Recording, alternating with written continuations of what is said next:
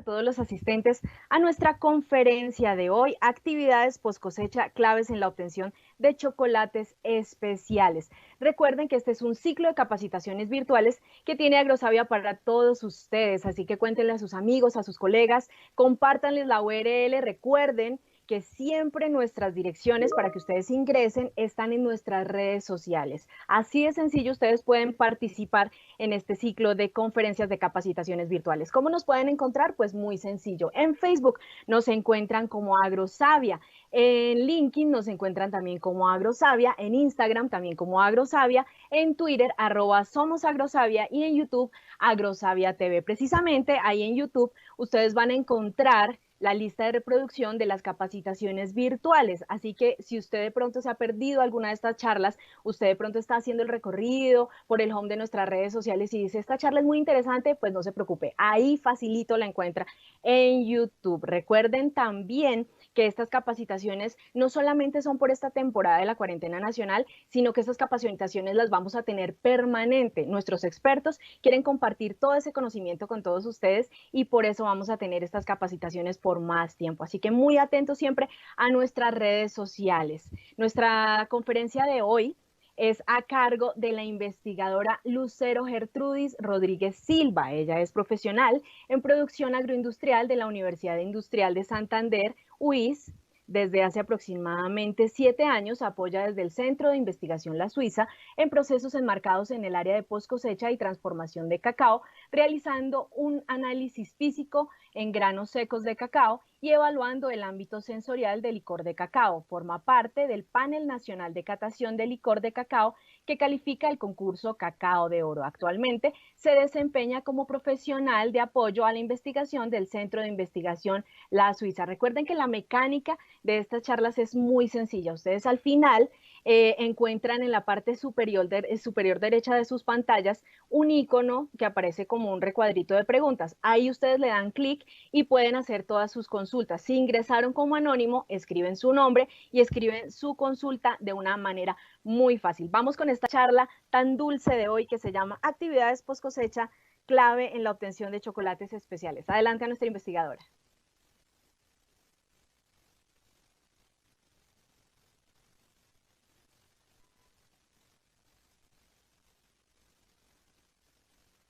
Porfa, recuerda encender el micrófono, doctora.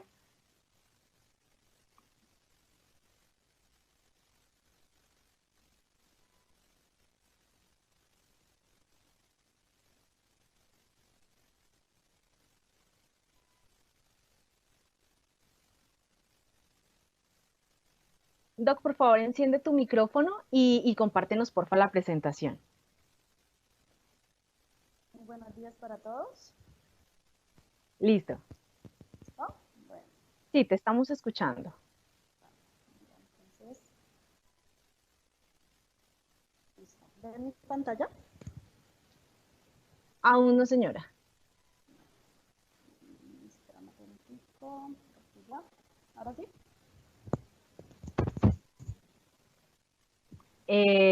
Ahora sí, creo que ya la estamos viendo. Listo. Sí. ¿Sí? Vale. Bueno, muy buenos días para todos. Para hoy pues tenemos el tema de actividades de post cosecha claves en la obtención de chocolates especiales. Un tema muy importante para la cacaocultura colombiana, ya que pues el cacao de Colombia es catalogado como como productor de cacao fino de sabor y aroma, pero nos falta mucho en cuestiones de calidad. Entonces, digamos que este tema es muy importante para la cacaocultura colombiana. Entonces, vamos a dar inicio. Y para ello, digamos que lo principal tenemos que tener conscientes es tener la primicia de que el cacao es un alimento. Y teniendo base el Códex Alimentario, tenemos que manejar el cacao con esos principios que se manejan con higiene y que son aptos para el consumo del alimento. Entonces, partiendo de ahí, tenemos que mejorar nuestros procesos de post cosecha, principalmente manejando el cacao como un producto alimenticio. ¿Qué define el sabor y el aroma del cacao?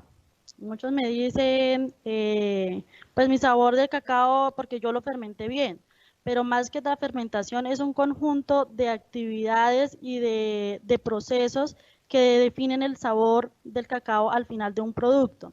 Entre ellos, ¿cuáles son? La genética. La genética se refiere a cada uno de esos genotipos o la clase de cacaos que tenemos. Acá en Colombia es muy diversa. Tenemos los criollos, los forasteros y los trinitarios.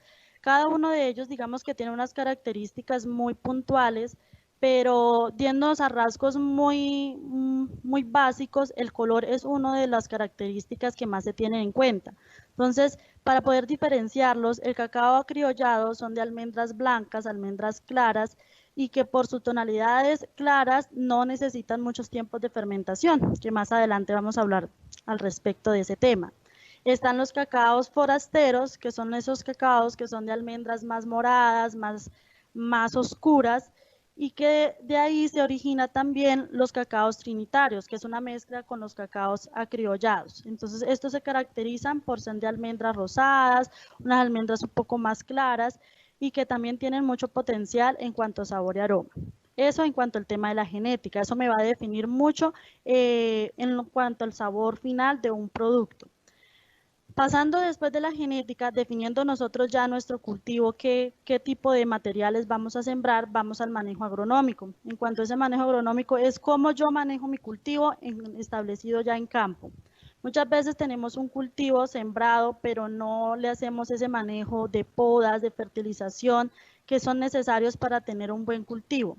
Y le echamos a veces, en palabras castellanas, la culpa al material, que el material no sirve, que ese material que me dijeron no sirve, pero si nosotros no realizamos las actividades agronómicas adecuadas, pues de ahí pues se va a originar la mala calidad también del cacao.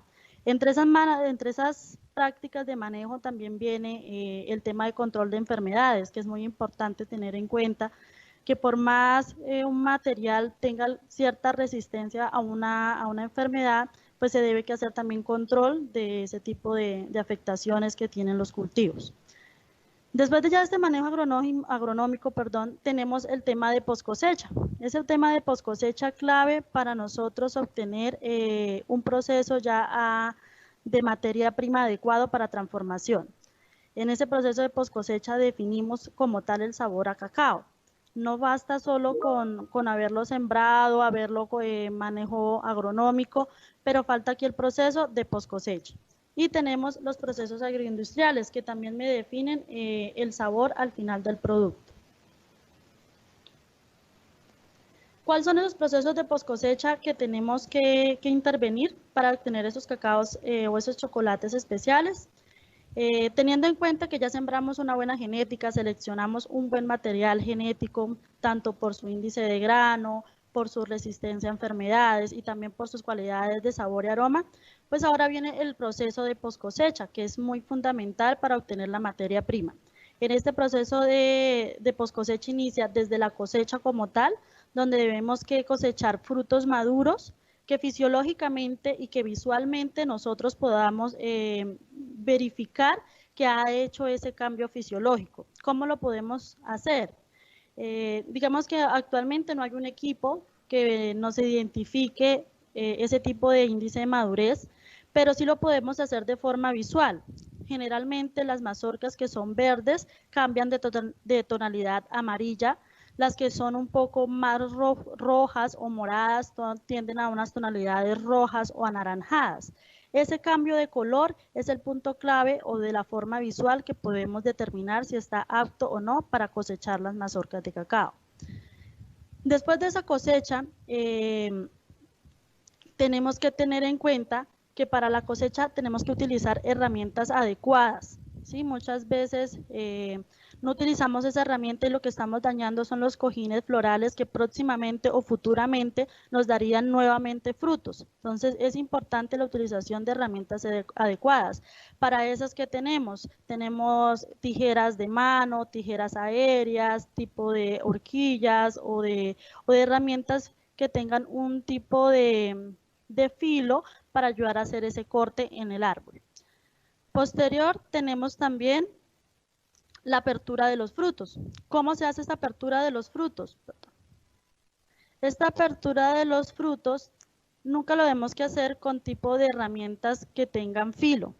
¿Por qué? porque si no vamos a hacer cortes en las almendras y estas van a empezar a una contaminación dentro del grano. Entonces es importante siempre utilizar herramientas que no tengan filo como el mazo, lo cual vemos en la fotografía del lado. Son herramientas que permiten abrir la mazorca y extraer los granos de forma fácil.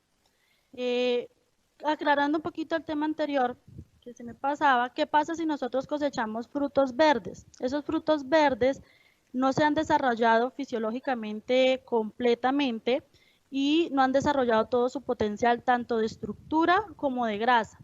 Al no tener esa formación completa, pues nos va a dañar la calidad del producto final. Unas almendras obtenidas de mazorcas verdes, vamos a obtener un chocolate que va a tener acentuaciones amargas, astringentes y de verde o de crudo, y que son muestras que son muy difícilmente de fermentar. Entonces es importante que siempre cosechemos frutos que estén fisiológicamente maduros. Igualmente, cuando dejamos pasar esa cosecha o cosechamos frutos sobremaduros, estamos ya incorporando contaminación a nuestro proceso de fermentación, porque ya ha tenido una prefermentación dentro de la mazorca. Y si iniciamos una fermentación posterior a esta cosecha, lo que estamos haciendo es una sobrefermentación. ¿Y qué vamos a obtener de esta sobrefermentación? Vamos a obtener chocolates con acentuaciones amargas también, pero con muchas notas a basura o fruta descompuesta y que no son agradables en un chocolate final. Por eso es importante también que en la apertura nosotros tengamos en cuenta extraer esos granos que en ocasiones estén enfermos o que estén afectados por la monilia o a veces por afectaciones por los pájaros o carpinteros. Eso también debemos que extraer esas mazorcas y no incorporarlas dentro de la masa que vamos a fermentar. Esa extracción del grano la debemos hacer, generalmente se hace de forma manual, extrayendo todo el grano o todas las semillas de la placenta donde vienen internamente pegadas en la mazorca, y estas semillas son las que vamos a hacer la fermentación, es nuestro extracto de fermentación. Estas semillas vienen con azúcares incorporados como la fructosa y que son el extracto para nuestra fermentación y para nuestros microorganismos que van a intervenir en el proceso. Siempre que hagamos esa extracción del grano, debemos que retirar partes de placenta, partes de cáscara, extraer todo lo que esté dañado, siempre llevándonos al principio de que el cacao es un alimento y como tal debemos que tratarlo. Entonces es importante esta extracción del grano. Como recomendaciones se les recomienda al agricultor utilizar guantes para que hagan la extracción del grano, utilizar siempre recipientes limpios, libres de contaminantes o de alimentos que haya utilizado anteriormente, y si es posible colocar plásticos en el suelo para evitar el contacto directo de los granos o de las mazorcas con el suelo, ¿sí? Así de tal forma, pues tratando con inocuidad el producto. Es importante este factor. Entonces, ya obteniendo nuestro grano extraído de la mazorca, tenerlo ya homogéneo, pues iniciaríamos el proceso de fermentación. En ese proceso de fermentación es un proceso bioquímico realizado por levaduras y bacterias que transforman la pulpa en alcohol y ácido acético. Y que ahí es donde se origina como tal el sabor a chocolate. Es ahí donde se forma el flower o el sabor aroma y el sabor a chocolate. Pues interviniendo también el tema de las bacterias y de las levaduras que intervienen. ¿Cómo es este proceso de fermentación? Bueno, antes de hablar del proceso de fermentación, pues vamos a hablar un poquito de los tipos de fermentadores que podemos utilizar. Entonces podemos utilizar fermentadores tipo escalera, que son muy comunes acá en Santander, y que digamos que facilitan mucho el manejo para hacer el tema de remociones. Tenemos también los tipos de fermentadores de tambor rotatorio, que es un tipo de fermentador que también ha funcionado mucho, Digamos que una de las desventajas es que hay que físicamente requiere de fuerza, ¿sí? Pero es un proceso de fermentación adecuado. También tenemos el tipo de fermentadores lineales, que es similar al de escalera, pero tenemos de forma lineal. Y está un tipo de fermentadores que ya son controladas, que esto lo manejan más en temas de laboratorio o en temas ya de microfermentaciones o fermentaciones pequeñas. Sí, pues digamos que este tipo de fermentación, cada laboratorio maneja su protocolo. ¿Y cómo se lleva esta fermentación? En cualquiera de esos tipos de tipos de fermentación. Entonces, primero hay una fase que se llama anaeróbica.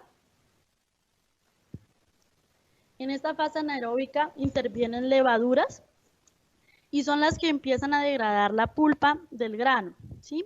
Y empiezan a impermeabilizar esa testa o esa cascarilla para empezar a hacer reacciones bioquímicas dentro del grano y formar así el sabor a chocolate. Esta fase dura las primeras 24 horas, se hace totalmente anaeróbica, no hay, o sea, es decir, no hay contacto de oxígeno y su principal microorganismo que actúa son las levaduras. De ahí pasamos a la fase aeróbica.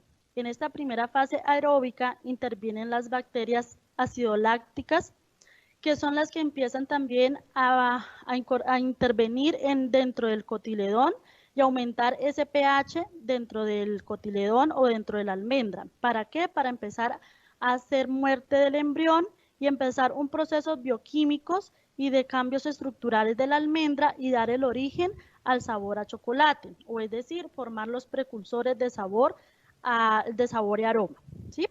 Entonces es importante en esta etapa empezar, en esta segunda etapa, perdón, en la etapa aeróbica es donde inicia la etapa aeróbica. Y esto quiere decir que hay incorporación de oxígeno. ¿Qué quiere decir esto? Que es donde vamos a empezar a hacer los volteos, ¿sí? O empezar a hacer las remociones. En estas remociones, ¿qué es lo que vamos a hacer? Vamos a hacer incorporar oxígeno y aumentar, aumentar el oxígeno en la masa y hacer que el trabajo de las levaduras acidolácticas empiece a aumentar, así como que intervienen las otras bacterias que son acidoacéticas. Este conjunto de dos bacterias empiezan a aumentar el pH en el cotiledón y hacen un cambio de temperatura en la masa. Este aumento de temperatura con el aumento de pH dentro del cotiledón hace que muera totalmente el embrión y empezando así un proceso metabólico para formar los precursores de sabor y aroma. ¿Qué forman estos precursores de sabor y aroma? Como resultado de la actividad de estas bacterias, tenemos resultado de ácido acético, ácido láctico, pero también tenemos como resultado metabolitos. Estos metabolitos secundarios que dan origen a los precursores de sabor y aroma y que se van a ver reflejados en nuestro chocolate final. ¿Cuánto aumenta esa temperatura? El trabajo de las bacterias va a depender también de la cantidad de masa que nosotros estemos trabajando. Se recomienda que la cantidad de masa que se esté trabajando sea no inferior a 150 kilogramos en esa superficie o en ese cajón. ¿Por qué? Porque hay más intervención de temperaturas y el trabajo de las bacterias va a ser inferior y no nos va a aumentar esa temperatura. Entonces es importante tener en cuenta esos volúmenes. ¿Qué pasa cuando tenemos masas inferiores? Hay agricultores que me preguntan, no, pero es que mi finca es muy pequeña, apenas está empezando producción y tenemos apenas 50 kilos en fermentación. Lo que debemos que hacer es ajustar un fermentador que le dé altura a esa masa, más que extenderla o anchor a esa masa, darle altura para que nos ayude a aumentar o evitar el contacto de aire y aumentar esa temperatura que es tan deseada para lograr la fermentación óptima. Durante esa fermentación tenemos que tener en cuenta según el genotipo que estemos fermentando. Entonces, tenemos en días de fermentación, esto es una línea base, no quiere decir que sea así para todas las zonas, y es una línea base, ¿por qué? porque las condiciones agroecológicas pueden cambiar de una zona a otra. Es decir, yo estoy en San Vicente de Chucurí, mi temperatura y mi humedad es diferente a la de Río Negro o a la de Boyacá o la de otra zona. Entonces es importante tener en cuenta esto, una línea base, y a partir de esa línea base estandarizar mi protocolo de fermentación para mi fin. ¿Sí? No es, estos días de fermentación no es un criterio que tenga que ser al pie de la letra, sino es la línea base para llevar nuestro protocolo. Entonces, ¿qué tenemos acá? Tenemos que de 2 a 3 días dura la fermentación para granos acriollados, para esos granos que son blancos y son claros, que no necesitan muchos días de fermentación porque no tienen taninos y que digamos que su proceso es más rápido, se efectúa más rápido también porque tienen menos azúcares. Entonces, hay menos trabajo de las levaduras y al no tener también taninos hace que la fermentación pues sea más rápida. Tenemos de 4 a 5 días para las fermentaciones de cacaos trinitarios, que son algo rosados, algo más claros, y tenemos de a 7 días para granos ya más forasteros, más amazónicos, más oscuros. Esta es la línea base que tenemos. Teniendo en cuenta esta línea base, pues tenemos que aplicar los días de fermentación. ¿Cómo hacemos esa fermentación? ¿Cómo hacemos esa fermentación? Pues recordamos, inicia una fase anaeróbica, ¿sí? Que es cero oxígeno y que actúan las levaduras y que inician ese proceso de degradación de la pulpa para impermeabilizar la cascarilla y que empiece a actuar las bacterias acidolácticas y las acéticas, ¿sí? Después de esas 24 horas empiezan a actuar esas bacterias, que son las que empiezan a aumentar la temperatura y hacen que hayan alcoholes y ácidos acéticos para hacer que muera el embrión. Después de esto, tenemos que tener en cuenta esos números de volteos. Bueno, aquí ¿cómo hacemos los volteos? Esos volteos, vamos a devolvernos un poquito a la imagen de los fermentadores y va a iniciar el proceso de fermentación en el cajón número 1, que es el de arriba hacia abajo. En este cajón número 1 vamos a incorporar nuestra masa o nuestro sustrato y va a durar 24 horas, es decir, un día. Ahí debemos que cubrirlo con hojas de plátano o con hojas de nacuma o en su efecto con costales de fique. Nunca recomiendo, personalmente, no recomiendo cubrir con plástico porque el plástico lo que genera es humedad, ¿sí? Y esa humedad va a generar es contaminación y hongos. Entonces necesitamos de tal forma que la masa pueda respirar, pero que pueda también generar o controlar un poco esa calor. Esa tapa que colocamos nos va a servir para dos cosas. La primera, para evitar que la temperatura que se empiece a generar por los microorganismos se pierda, y la segunda también nos va a ayudar a incorporar microorganismos que están en el ambiente. Entonces, muchos de esos microorganismos que están en esas hojas nos ayudan a incorporarlos dentro de la masa y nos ayuda a aumentar las temperaturas y mejorar el proceso de fermentación. Esta primera etapa, recordemos que dura 24 horas y que es una etapa anaeróbica, cero oxígeno.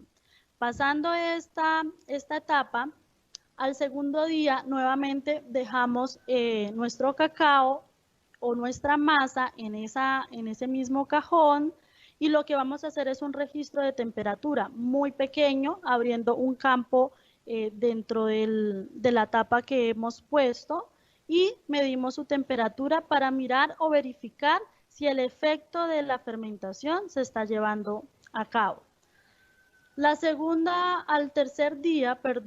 Pasaba al tercer día, o sea, ya 48 horas, vamos a realizar el primer volteo. Ese primer volteo, ¿cómo se hace? Lo que teníamos en el primer cajón, lo vamos a bajar en el segundo, tratando siempre de que la masa que esté en la superficie inicial quede en el final del segundo cajón y la masa de la último cajón, pues quede encima del cajón, ¿sí?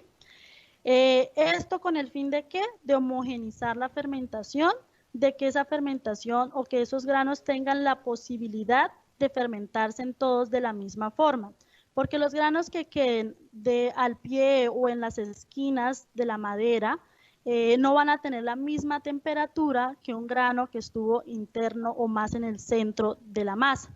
Entonces lo que hacemos en el volteo es, uno, oxigenar, incorporar oxígeno, porque aquí ya inicia la etapa aeróbica, ¿sí? Aquí ya empiezan a actuar las bacterias ácido-acéticas y empiezan también a actuar las ácido-lácticas.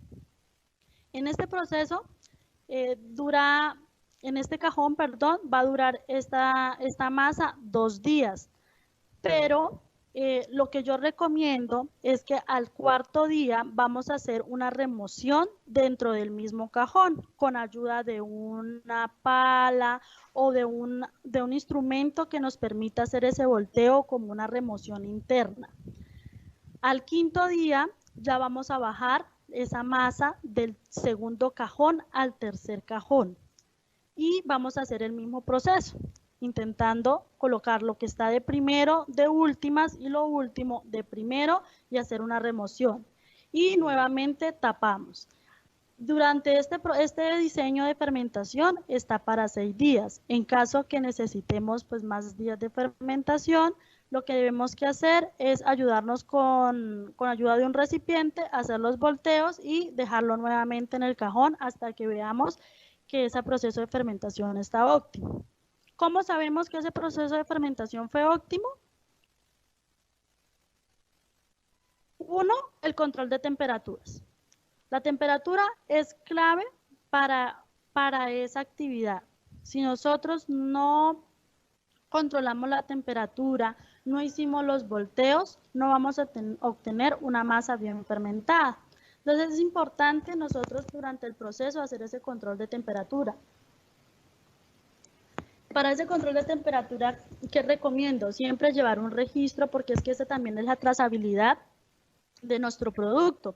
Cuando nosotros tengamos ya nuestro producto final y lo llevemos a venta, pues podemos decir, mi proceso de fermentación tuvo estas condiciones, lo hice de esta forma y le garantizo que tiene un buen porcentaje de fermentación porque cumplió con estos parámetros. Entonces es importante llevar la trazabilidad de ese producto. Acordémonos que la inocuidad también es trazabilidad, ¿sí? Entonces es importante yo como consumidor también conocer de dónde vino mi materia prima, cómo fue procesada, qué tratamientos tuvo mi materia prima.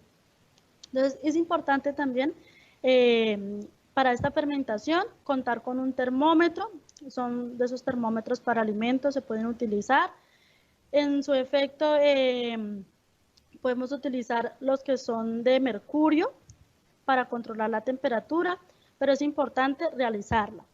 ¿Cómo sabemos que la temperatura fue óptima? Entonces, la masa cuando inicia un proceso de fermentación o el sustrato inicial tiene una temperatura aproximada dentro de 24 a 32 grados aproximadamente. Esto puede variar ¿en qué? En la zona donde estemos trabajando.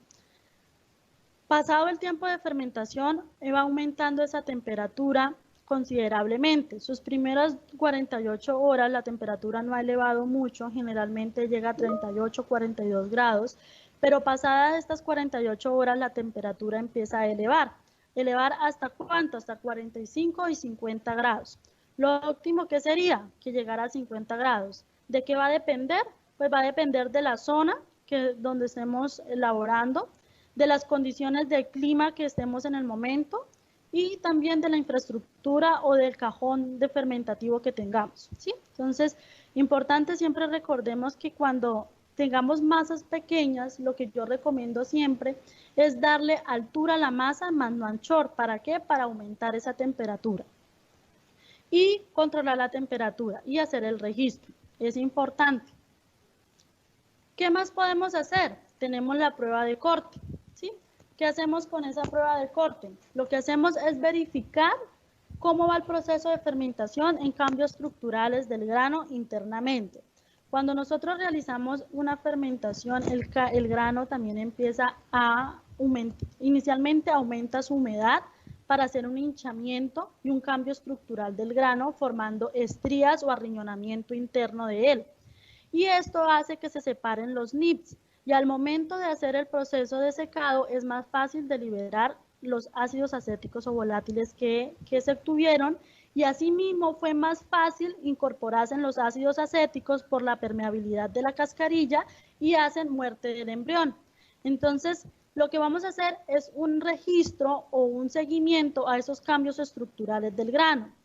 Seguido de ver esos cambios estructurales del grano, que si podemos ver en la imagen, empiezan de una estructura muy compacta, muy morada, y empiezan a formarse arriñonamientos muy formados, o unas estrías o unos canales que empiezan a abrirse o a desprenderse en esos nids. Ese arriñonamiento hace que sea mejor el proceso de fermentación, que los ácidos ácido-lácticos y ácido-acéticos hayan tenido su función y hayan formado pues sus metabolitos y se desarrolle el flower o el sabor y aroma que necesitamos en nuestro chocolate final. Aquí podemos ver en la imagen que a 0 días es bastante compacto, a 24 horas pues ya se va empezando a ver su arriñonamiento, a las 36 horas de igual forma, pero en diferente a los dos primeros días podemos ver que empieza a cambiar su color. Ya no empieza a verse un color morado, sino un color más bien marrón, un color más oscuro, y empieza a formar un halo o una coloración más oscura hacia las afueras del grano. ¿Esto qué me indica? Que está habiendo pérdida de polifenoles, que se pierden gran cantidad de estas sustancias químicas en el proceso de fermentación. Y esta pérdida de polifenoles, ¿qué me está garantizando? Bajar amargor y acidez en un producto final. Entonces, esto también me indica que el proceso de fermentación se está llevando adecuadamente.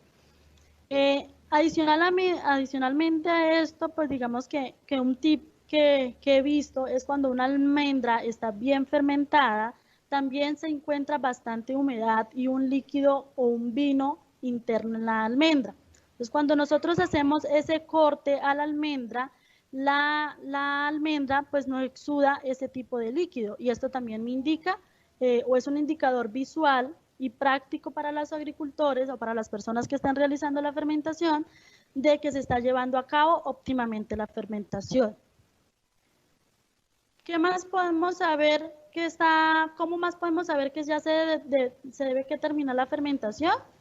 Pues lo que les decía, el grano cambia su estructura, se cambia su tamaño, se hincha, y esto nos está garantizando, uno, que murió el embrión, que hubo incorporación de humedad y de ácidos acéticos, y que este grano ha formado sus precursores de sabor y aroma.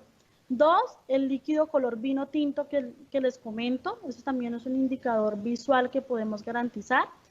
Y tres, también en esa prueba de corte, más del 50% de las almendras que estamos evaluando tienen arriñonamiento, tienen ese cambio estructural. Entonces es importante tener en cuenta. Recordemos que también la humedad del grano ha cambiado. Entonces cuando nosotros iniciamos un proceso de fermentación, la humedad de un grano cuando inicia su proceso está entre 55 y 60% de humedad. Pero esta se va perdiendo, una por el trabajo de las bacterias y las levaduras, y dos, pues por los cambios de temperatura que se está viendo en el proceso. Entonces esa humedad también empieza a reducir, quedando en un porcentaje de 38 a 45% de humedad. Esto también pues va a depender del tipo de material, porque recordemos que hay materiales que tienen más cantidad de mucílago o más cantidad de ese sustrato que tiene azúcares más denso que otros. Y esto pues también nos va a haber afectado la fermentación. Y también tenemos que tener en cuenta pues la temperatura, lo que les decía ahorita, ¿sí? Es importante tener en cuenta siempre esa temperatura.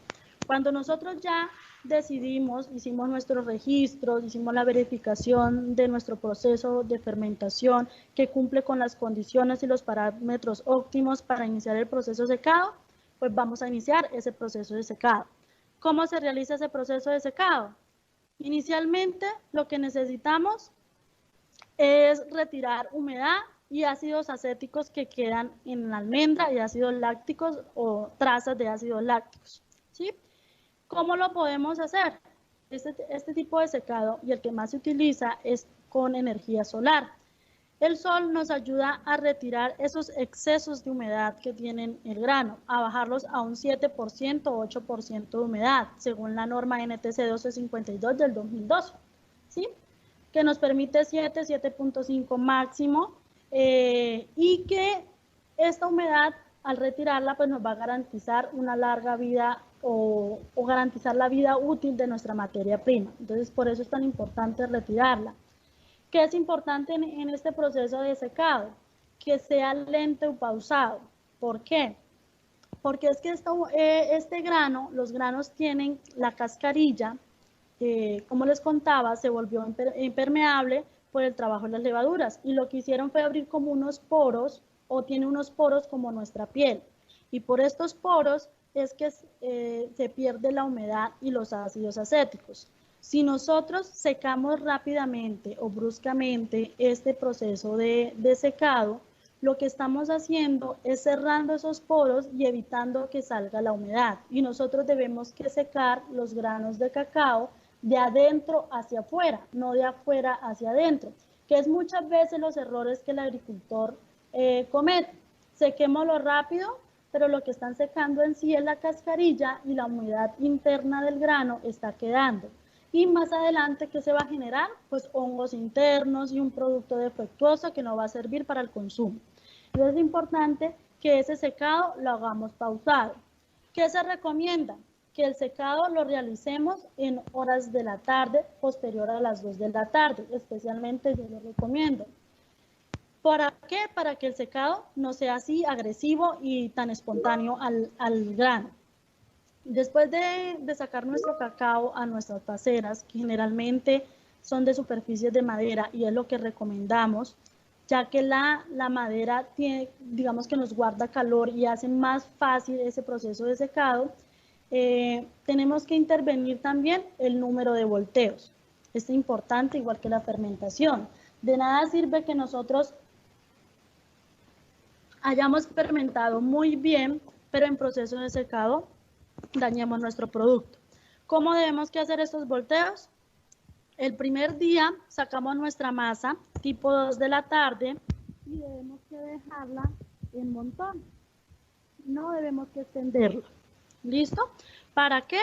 Para también que termine el proceso de fermentación. Entonces recordemos que veníamos de un proceso de fermentación donde venían trabajando levaduras, venían trabajando bacterias, y que tan pronto sacamos el proceso de secado, ellas no van a cortar su proceso o su trabajo. Ellas van a tomar un tiempo para estabilizarse, o digamos que perder esa actividad, y ahí sí iniciar el proceso de secado. Entonces, esas primeras 4 horas de calor que podamos tener para el secado, dejar amontonado nuestra masa, y lo que estamos garantizando, uno, es que se culmine definitivamente el proceso de fermentación de forma pausada, y dos, que la pérdida de humedad y de ácidos acéticos se empiece a realizar de forma correcta, es decir, de adentro hacia afuera.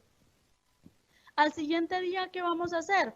Vamos a extender nuestro cacao, ¿sí? Vamos a extenderlo de forma que nos quede no máximo de 5 centímetros de espesor nuestra masa, para garantizar ese secado pausado. Y lo que vamos a hacer es, con ayuda de un rastrillo o de una herramienta que nos pueda hacer los volteos, dándole la oportunidad a todos los granos que reciban la calor que necesitamos para perder la humedad, porque si nosotros no hacemos volteo, lo que podemos ocasionar es que los granos que estén expuestos al sol se sequen, pero los que están en contacto con la madera no se van a secar, van a quedar con humedad, y que vamos a generar contaminación, hongos y defectos en nuestro producto final. Entonces, importante siempre hacer volteos, también tratando de que lo que esté en contacto de la madera pues también tenga contacto con el sol, y viceversa.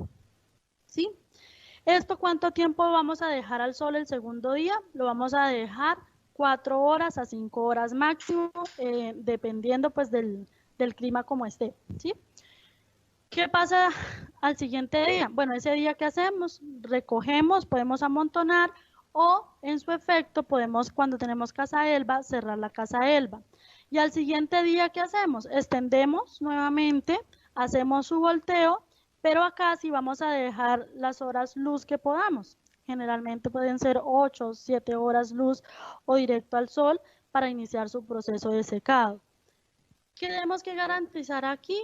Los volteos y esa pérdida de humedad que sea de adentro hacia afuera, ¿sí? Y garantizar que esos precursores de sabor y aroma que nosotros formamos en la fermentación, pues se queden dentro del grano. Porque si no, vamos a dejar, hacemos un secado rápido, lo que estamos haciendo es evitando que salga el ácido acético que trabajó en la fermentación y es lo que va a predominar en el producto final. Entonces, importante ese tipo de secado. ¿Cuánto tiempo puede durar el secado? Puede durar de 4 a 6 días, eso dependiendo pues de la zona en que estemos trabajando, pero generalmente son de 5 a 6 días dura el proceso de secado, hasta llegar a un porcentaje de humedad del 7%. ¿Cómo sabemos este porcentaje de humedad? Bueno, hay equipos que nos permiten realizar detectar este porcentaje de humedad, o en su efecto también podemos manualmente. Digamos que en el momento no hay un equipo manual o algo artesanal que digamos los agricultores lo pudieran utilizar, pero sí nuestras manos y nuestros oídos. En este caso, ¿qué es lo que vamos a verificar? Que el grano desprenda fácilmente la cascarilla, es lo primero, y segundo, que tenga un parte del grano o al partir el grano podamos hacerlo con facilidad y no nos cueste trabajo. Muchas veces agricultores, o he tenido la experiencia con ellos, es que lo secan rápidamente, hacen como el cascajeo o el choque entre granos y suena como si estuviera seco, lo parten, pero el grano internamente está húmedo y verdoso, de color violeta. ¿Por qué? Porque hicieron un secado rápido, ¿sí? Y recordemos también que con el secado pausado también estamos garantizando que la fermentación se culmine y que los colores marrones o colores cambios de color también se afecte por la oxidación de las almendras. Entonces es importante un secado pausado.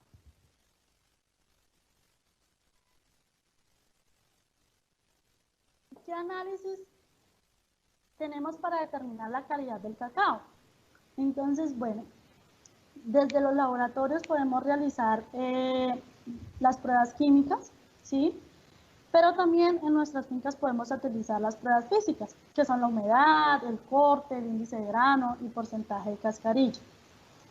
Dentro de lo que podemos realizar en laboratorio están las pruebas físico-químicas, que es el porcentaje de acidez y pH, que es importante también controlarlo, teniendo en cuenta que para un buen porcentaje de fermentación es óptimo un pH de entre 4 y 4.5, y es óptimo realizarlo, que es difícil que los agricultores lo hagan en las fincas porque no tienen los equipos, pero a medida que la tecnología y que se vaya mejorando la agricultura y la acuicultura, tenemos que empezar a implementar este tipo de equipos.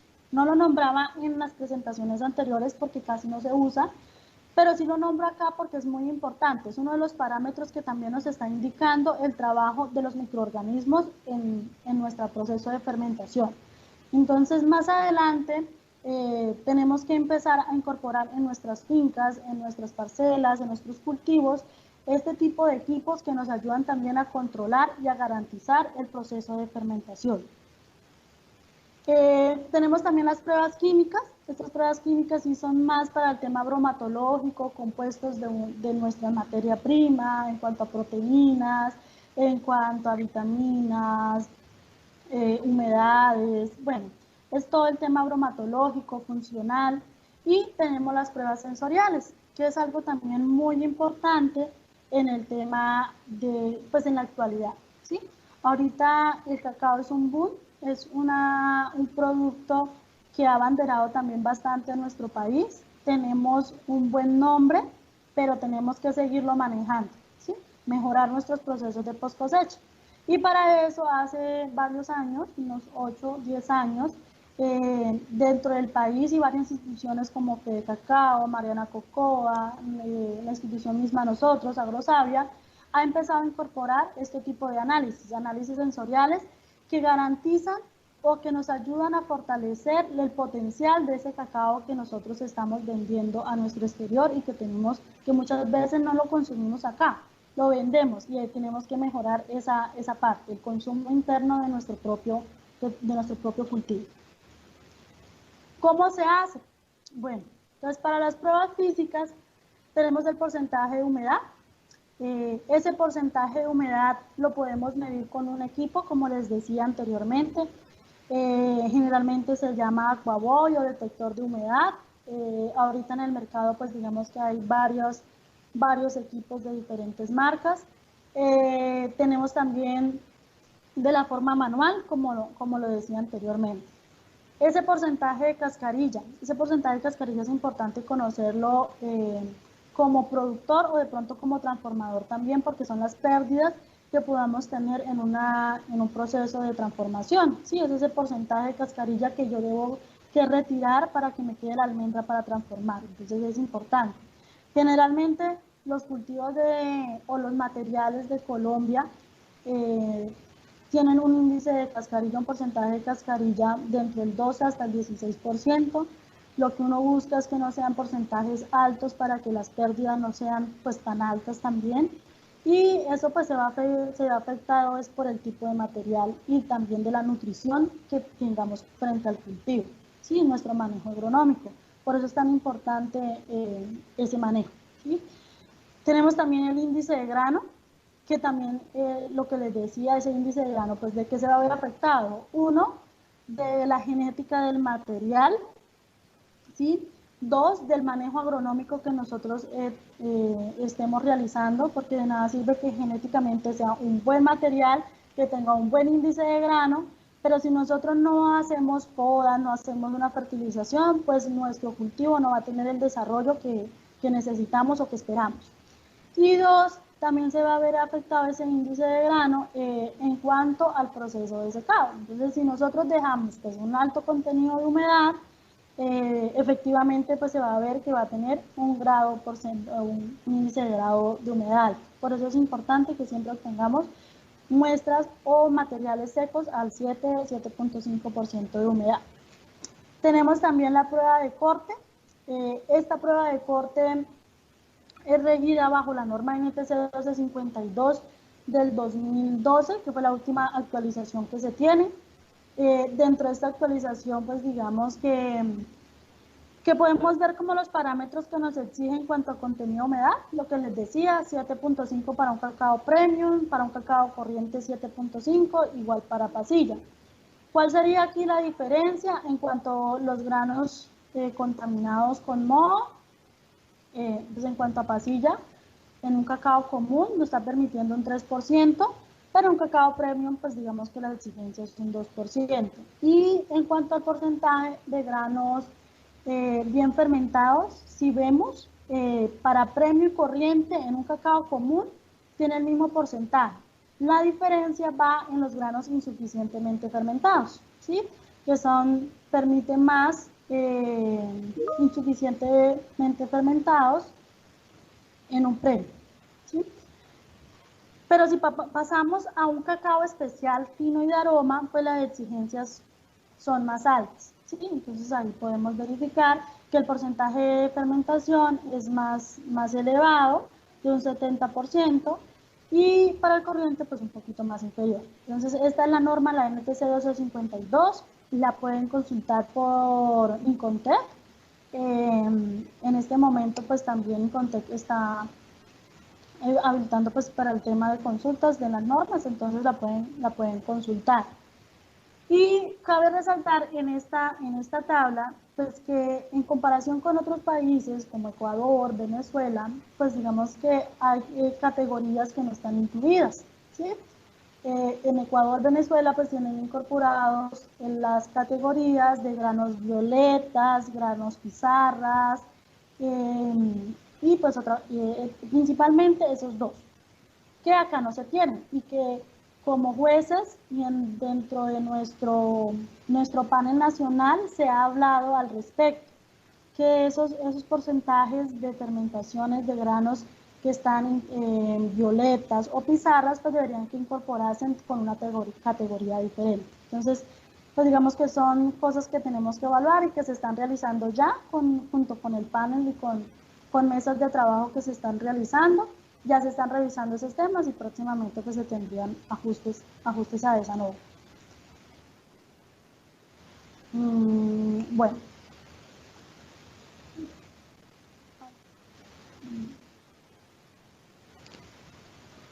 Bueno, entonces, ya como verificado lo que podemos hacer de forma manual, ya que lo químico es más de laboratorio y es más un poco extenuante y más de mucha más precisión, pues vamos a pasar al análisis sensorial, que es lo que ahorita mucha gente pues le interesa, le gusta, y la gente que está en temas de transformación, pues es lo que busca es una materia prima que tenga buenas características sensoriales.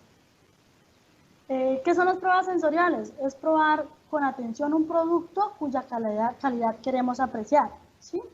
Y generalmente utilizamos, o generalmente no, mejor dicho, utilizamos todos nuestros sentidos. Utilizamos nuestro oído, la vista, el olfato, el gusto, el tacto bucal, apreciando todas esas características potenciales o en sus defectos que puedan tener esa materia prima. Y tenemos dos tipos de degustaciones. Tenemos una traducción simple y una traducción referenciada. ¿Qué es una traducción simple? Es aquella apreciación por un consumidor que yo ofrezco un alimento y le puedo decir, dime si está rico o está feo. ¿Sí? Eso es una traducción simple. Y ya tenemos una traducción referenciada que ya está sujeta a descriptores referenciados y ya se interpreta estadísticamente y lo hacen jueces entrenados o personas que ya han sido capacitadas para esta labor. Y en este tema pues tenemos los catadores en cacao, que somos pues, hago la cuña, llevamos varios años, llevamos unos 10 años con este grupo de trabajo, hemos participado en los diferentes concursos nacionales que han calificado el cacao de oro en Colombia, que han participado en el chocolate de París. De hecho, pues participamos en la selección de ese tipo de muestras. Entonces, es un conjunto entre instituciones, pero que ha dado muy buenos frutos en nuestro país, representándonos, pues digamos que en este último año como una de las muestras, la mejor muestra de cacao. Entonces, es importante intervenir en ese tema, pues resaltarlo, la importancia de esta función, la importancia de esta labor. Muchas personas pues a veces no entienden la importancia, pero es muy importante. Desde el centro también estamos en la formación de este panel, que nos ayuda a evaluar todas esas características y bondades que pueda tener un material y que puede ser posibles materiales de propagación para un productor. Después de entendernos cuál es nuestro mecanismo de degustación, pues vamos a interpretar con nuestro principal sentido, que es la lengua o nuestro gusto, ¿sí? Y pues en este gusto podemos intervenir, digamos que la lengua se divide como en varias partes. No es que no pueda percibir los sabores, el salado en otra parte de la lengua, sino que se intensifican más sus sabores en esas partes de la lengua. Entonces tenemos que el dulce se intensifica su sabor en la parte de la punta de la lengua, el salado un poco más hacia el fondo o hacia los lados de la lengua, el ácido más hacia el fondo y el amargo hacia la garganta. Estos son los sabores que podemos interpretar. Hay otros sabores que también los nombran, que son la astringencia y el umami, pero más que sabores son sensaciones, son como una sensación en la boca. ¿Y qué quiere decir la astringencia? La astringencia es ese sabor como a plátano verde, tipo mancha o mamoncillo, que nos queda la boca manchosa. Esa es la astringencia, ¿sí? Y tenemos el umami, que es un sabor como a sabroso, delicioso, que lo podemos encontrar cuando consumimos papitas fritas, ¿sí? Y son esas sensaciones que podemos consumir. ¿Qué sabores podemos encontrar en el cacao? Entonces, aparte de estos que tenemos el sabor amargo, como referencia que tenemos el sabor amargo, tenemos un café bien cargado, es bastante amargo, el mismo chocolate sin fermentar, si tienen la experiencia, la posibilidad de hacer ese ejercicio, es una buena referencia de amargo. Bueno, el ácido, pues tenemos que ese ácido lo podemos encontrar pues en varias categorías. Está el ácido cítrico, es el ácido láctico, el ácido málico. Entonces podemos mirar su intensidad y digamos que la clase de acidez. Tenemos también el salado, ¿sí? Pues de referencia pues sal de cocina.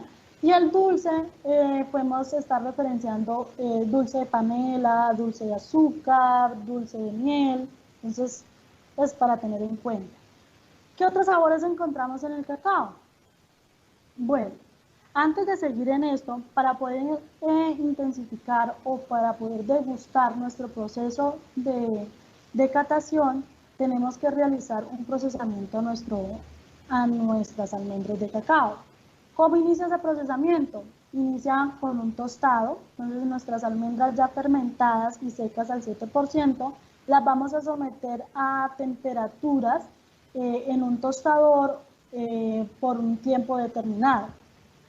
¿De qué depende ese tiempo y esa temperatura? Pues eso va a depender, uno, del equipo que estemos manejando y dos, también de el tamaño del grano que estemos manejando, ¿sí? Eso va, pues digamos que es un criterio de cada transformador o de cada laboratorista que esté en el momento de ejecución de la actividad y de los protocolos que se tengan establecidos, ¿sí? Depende también del producto que yo quiera originar. Si yo quiero intensificar mis sabores a frutales, a florales, generalmente se manejan temperaturas inferiores a 120 grados. Cuando yo quiero intensificar los sabores a caramelos, más a maltas, intensificamos esa temperatura.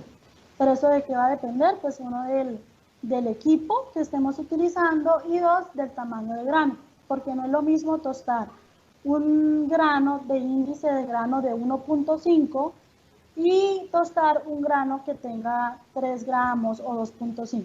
Entonces eso va a depender también del tamaño de grano. Después de este tostado, ¿qué hacemos? Viene el descascarillado. Ese descascarillado lo que va a hacer es retirar la cascarilla que cubre la almendra como tal, que es lo que vamos a utilizar, y que esta almendra es la que tiene todos los componentes que necesitamos para hacer nuestro chocolate. Tiene la grasa, tiene todos los sólidos que forman como tal el chocolate.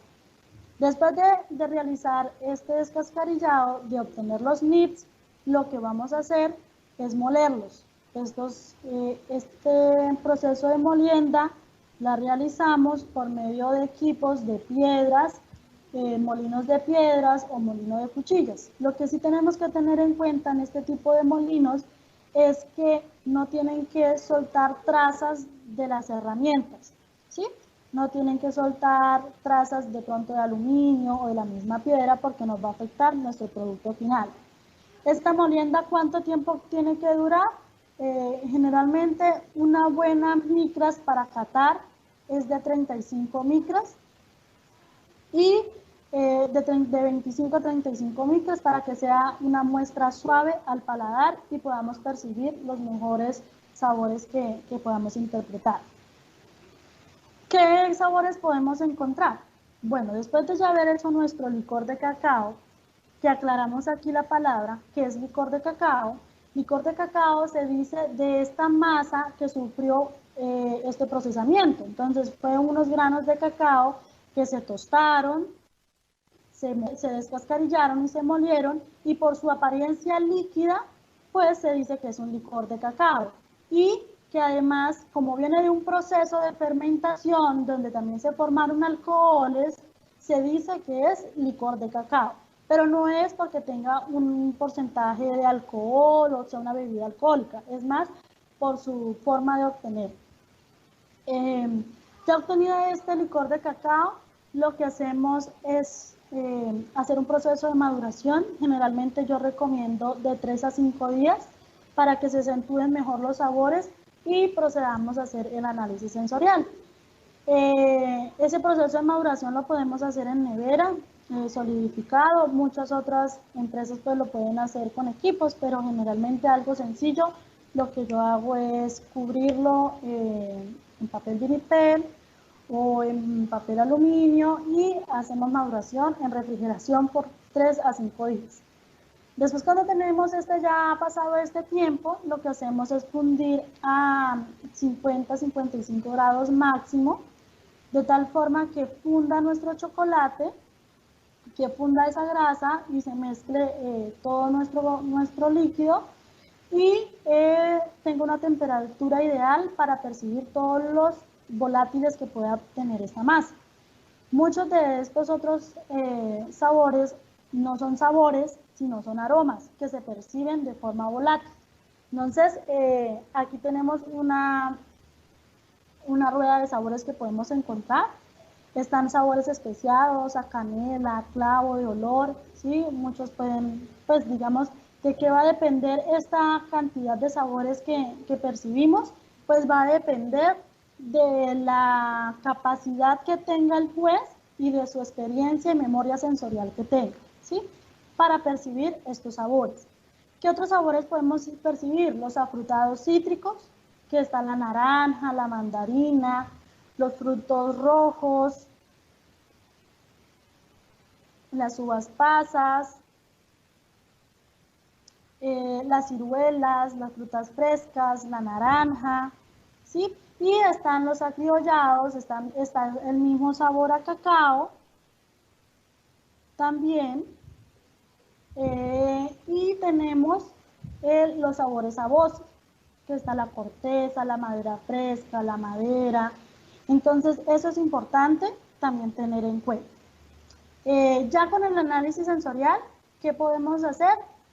¿Qué vamos a obtener? Pues evaluar cada uno de estos sabores que obtenemos, y posterior lo que vamos a obtener es un perfil sensorial.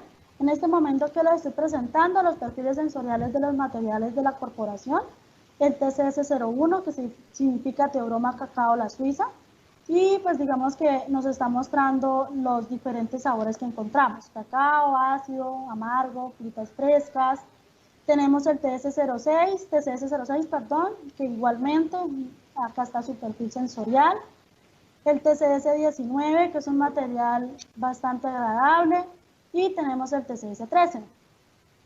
Y digamos que eso era lo que les presentaba por hoy. ¿Listo? Les agradezco mucho por la atención prestada. Muchísimas gracias a nuestra investigadora Lucero Rodríguez. Vamos a tratar de contestar la mayoría de preguntas que alcancemos. Si de pronto no alcanzamos a contestar su pregunta, usted puede hacerla a la investigadora directamente a través del correo electrónico lgrodríguez, Rodríguez con Z, @agrosavia.co, lgrodríguez@agrosavia.co. Así de sencillo, ustedes pueden hacer las preguntas, pero vamos a comenzar. Recuerden que en la parte superior derecha de sus pantallas, ahí está el icono para que ustedes den clic y hagan sus preguntas. Nos dice Betsy Rueda: quisiera saber cuáles son los valores de los ejes X y Y en la curva de temperatura.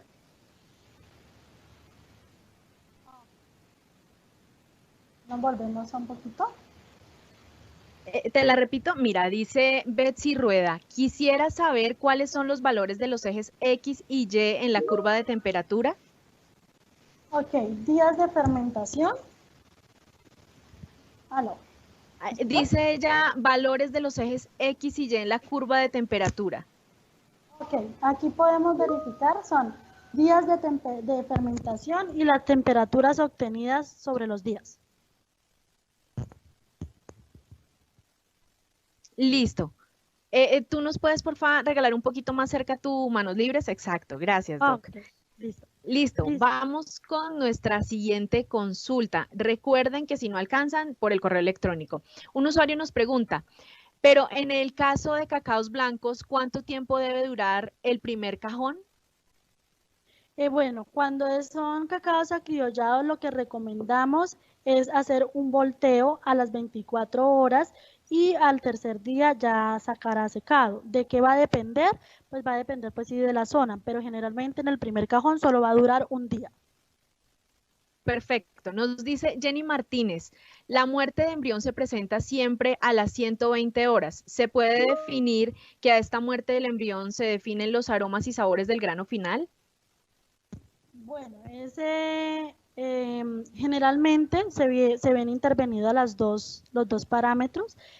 Cuando muere el embrión empiezan a haber procesos bioquímicos dentro del grano y empiezan a formarse los precursores de sabor y aroma. Entonces recordemos que para la muerte del embrión pues intervino las bacterias acidolácticas y las acéticas que hicieron cambios metabólicos dentro de la almendra y que empiezan a formar esos metabolitos secundarios o los precursores de sabor y aroma que conocemos y forman el flavour o el sabor y aroma del chocolate.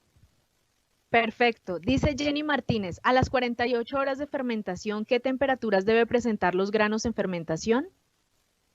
Estos están aproximadamente de 38 a 45 grados aproximadamente.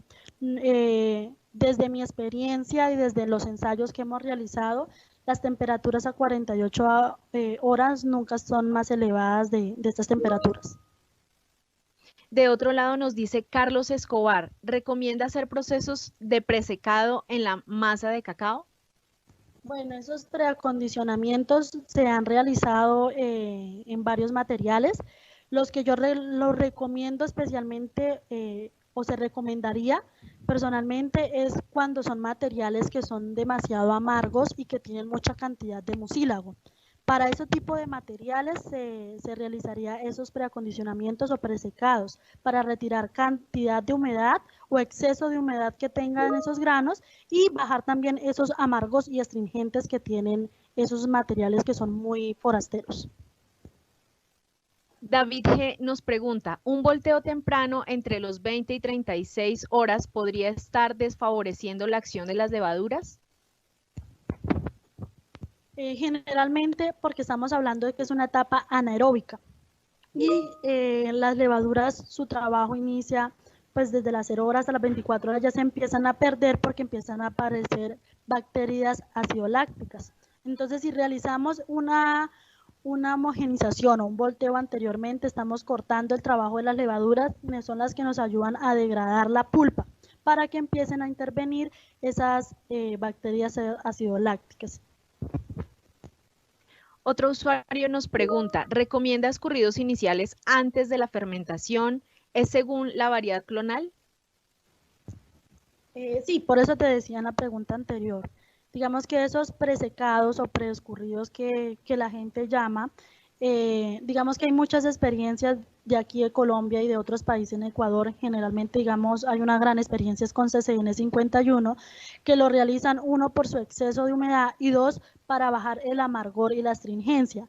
El materiales que no tengan este tipo de características de un amargo fuerte, pronunciado, una astringencia fuerte, pues la verdad yo no lo recomiendo porque estaríamos afectando un perfil o desfavoreciendo unos sabores que puedan ser potencial para nuestra materia prima. Ok, David G. nos hace otra consulta. Dice, en el licor, ¿qué tan importante es la medición del tamaño de partícula? ¿Ustedes lo miden? ¿Cómo afecta la catación? Sí es importante porque dependiendo de esa partícula se perciben mejor los sabores y aromas. Digamos que en el tostado, digamos que el tiempo no nos daba para profundizar un poco más, pero por el efecto del tostado es donde reaccionan los precursores de sabor y aroma, es decir, ahí es donde se establece como tal el sabor. Y dependiendo también de ese tamaño de partícula, hace que sea más fácil de percibir esos aromas volátiles que se puedan tener en la materia prima. Nosotros lo medimos con un micrómetro y lo que siempre buscamos es que tenga micras de 25 a 35 micras máximo para que sea, digamos, paladable o sea fácil de catar. Perfecto. Nos dice Juan José Guerra, buenos días. ¿Cómo sería el proceso de secado en marquesina y qué recomendaciones se deben tener en cuenta? Bueno, en marquesina tenemos experiencia, en este momento se están haciendo ensayos con ese tipo. En cuanto a la marquesina, lo que sí, dentro de experiencias, ajustar mucho es la ventilación. Lo que seca en sí no es tanto la calor, sino el aire, ¿sí? y eso es lo que necesitamos nosotros incorporar dentro de nuestra marquesina, la aireación para sacar la humedad que tenga el grano. Entonces es importante ajustar la marquesina, digamos, una de las recomendaciones que hacemos. Por su parte, nos pregunta Angélica Rivera, después de tener los granos secados, ¿cuánto tiempo se puede almacenar antes del tostado y el procesamiento siguiente? Bueno, en unas buenas condiciones de óptima humedad del 7% puede durar hasta 6 meses un grano. Ya digamos en condiciones de pronto de empacado al vacío o de recipientes al vacío, la durabilidad o la vida útil de esa materia prima puede durar hasta un año, año y medio. Perfecto. Nos pregunta Diana, luego de tener el licor de cacao, ¿cuál es la mejor forma de almacenarlo? ¿En qué lugar? ¿A cuál temperatura? ¿En qué empaque? ¿Y cuánto tiempo puede durar el licor de cacao para transformarse? Bueno, personalmente me gusta empacar el cacao en vidipel, ¿sí? O en frascos de vidrio, en su efecto, pero cuando no se tiene y empacado al vacío. Esto que me da más durabilidad al producto, ¿sí? Evitamos contacto con oxígeno y pues la degradación del mismo. Y refrigerarlo en refrigeración, más no congelación, ¿sí? Entonces una temperatura de 7, 8 grados para tener refrigerado, más no congelación. Y puede durar hasta un año en unas buenas condiciones. Zaida Milena Gualdrón nos dice, cuando los productores cosechan sus mazorcas y las dejan en campo, ¿cuánto tiempo máximo las pueden dejar antes de llevar a fermentación? Bueno, en esto hay varios estudios de ese precondicionamiento, la gente también lo hace o lo realiza.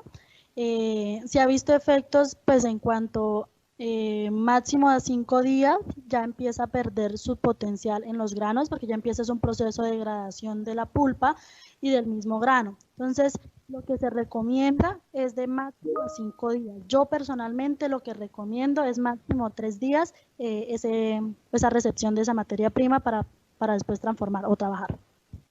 Jenny Martínez nos comenta, cuando no se logra tener la temperatura 38 grados a las 48 horas de fermentación, sino 30 grados, ¿qué se podría hacer para que aumente la temperatura a la óptima?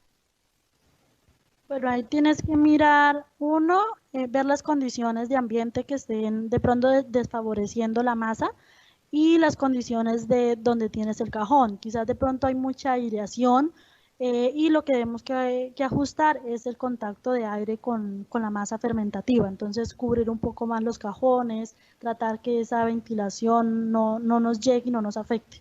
Personalmente es lo que debemos realizar. En caso de que ya llevamos más días de fermentación y no vemos que aumentamos la temperatura, lo que recomiendo es aumentar los volteos, el número de volteos. Entonces, si realizábamos un día por volteo, pues vamos a realizar 2 volteos por día o 3 volteos por día. Pues eso ya dependerá de nuestra disposición de tiempo, pero lo que recomiendo es aumentar esos números de volteos. Un usuario nos escribe, dice, el tiempo de fermentación y primer volteo se realiza según la variedad o clones de cuál es cosechado las mazorcas. ¿Me repites? Sí, dice, el tiempo de fermentación y primer volteo se realiza según la variedad o clones de cuál es cosechado las mazorcas.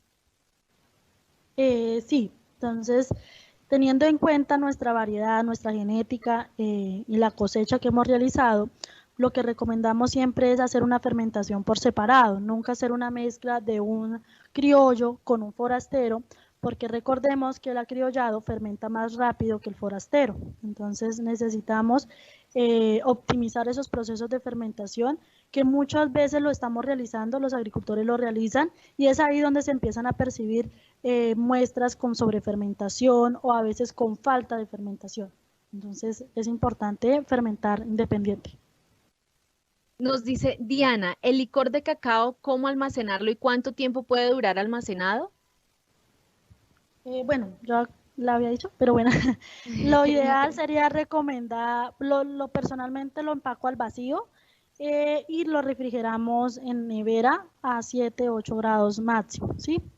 Y el tiempo de durabilidad nos puede durar hasta un año en buenas condiciones, teniendo pues constante esa refrigeración, llevando esa cadena de frío, nunca rompiéndola, que en el momento de utilizar la materia prima o de ese licor no vamos a utilizarla toda, sino la cantidad necesaria y manejar siempre la cadena de frío para que no haya deterioro de esa materia prima.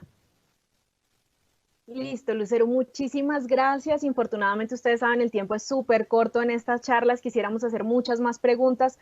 No sé si quieras de pronto hacerles una recomendación final a los productores. Bueno, pues como recomendación final, la verdad, orgullosa de ser cacaocultora, orgullosa de estar en este gremio que es tan importante en el país, pero sobre todo orgullosa de que cada vez vamos mejorando más esos procesos de post cosecha. Invitarlos siempre a que sigan mejorando, nunca dejen de avanzar y que próximamente sigamos siendo un país bien reconocido en el país, en el exterior. Y muchas gracias por la atención a todos.